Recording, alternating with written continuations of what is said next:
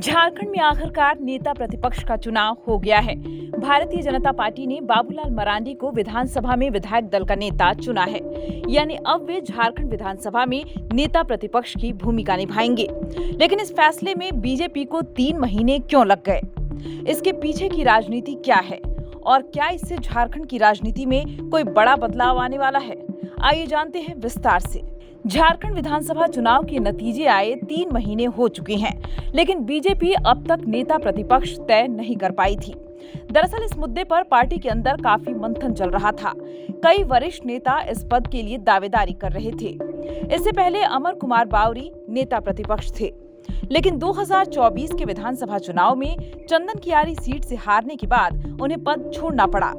तब से ही यह कुर्सी खाली थी और विपक्षी दल लगातार बीजेपी पर सवाल उठा रहे थे। बीजेपी हाईकमान ने बाबूलाल मरांडी को झारखंड विधानसभा में विपक्ष का चेहरा बनाने का फैसला किया। इसकी कुछ खास वजहें हैं, जैसे कि बाबूलाल मरांडी झारखंड के पहले मुख्यमंत्री रह चुके हैं और प्रदेश की राजनीति को बारीकी से समझते हैं। वे झारखंड में बीजेपी का आदिवासी चेहरा माने जाते हैं, जिससे पार्टी को जनजातीय समुदाय का समर्थन बढ़ाने में मदद मिलेगी। झारखंड मुक्ति मोर्चा और कांग्रेस के खिलाफ उनकी राजनीति काफी प्रभावी रही है।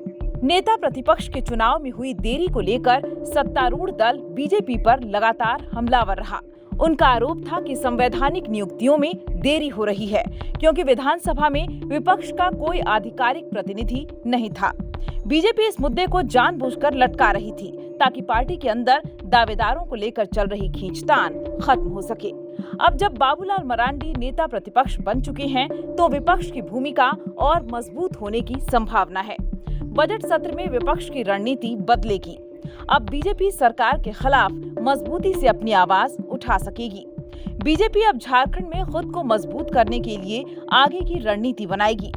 विपक्षी हमलों का जवाब देने के लिए सरकार को अब ज्यादा सतर्क रहना होगा।